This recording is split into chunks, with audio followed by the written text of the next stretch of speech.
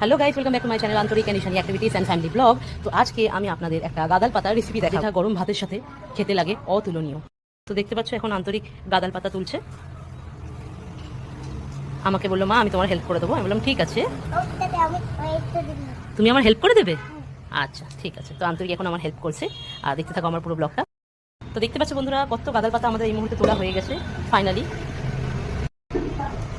তো দেখতে পাচ্ছ বন্ধুরা, এখানে আমি গাদাল পাতাগুলোকে খুব ভালো করে 2 থেকে 3 বার ধুয়ে ফেললাম। ধোয়ার পরে জলগুলোকে ঠিক এরকমভাবে নিকড়ে নিয়ে আমি অন্য পাত্রে রেখে দিলাম।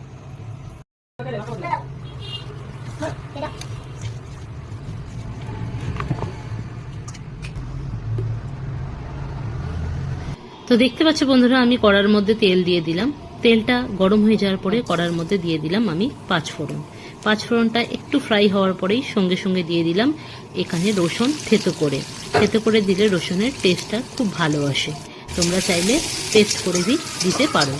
এরপরে আমি দিয়ে দিলাম পেঁয়াজ কুচিটাকে আমি কড়ার মধ্যে দেওয়ার পরে যতক্ষণ না ব্রাউন কালার আসছে আমি কড়াতে একটু ভালো করে ফ্রাই করে নেওয়ার পরে আমি দিয়ে দেবো কাঁচা লঙ্কাটা আমি প্রেফার করি এই জন্য, কাঁচা লঙ্কার একটা ভালো ফ্রেগরেন্স যেটা রান্নার পরে পাওয়া যায়, আর শুকনো লঙ্কা থেকে কাঁচা লঙ্কাটাই বেটার। তারপরে দিয়ে দিলাম আমি পেস্ট করা গাদাল পাতা, যেটা আমি গ্রাইন্ডারে পেস্ট করে নিয়েছিলাম। দেওয়ার পরে আমি এখন এটাকে নাড়াচড়া করতে থাকবো। নাড়াচড়া করতে করতে যতক্ষণে জলটা শুকাবে আমি নাড়বো।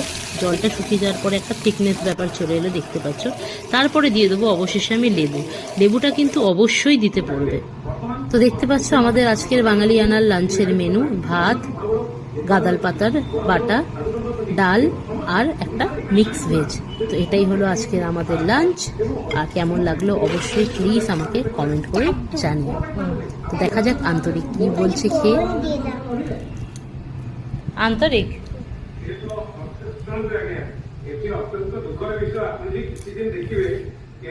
কেমন লাগলো আন্তরিক?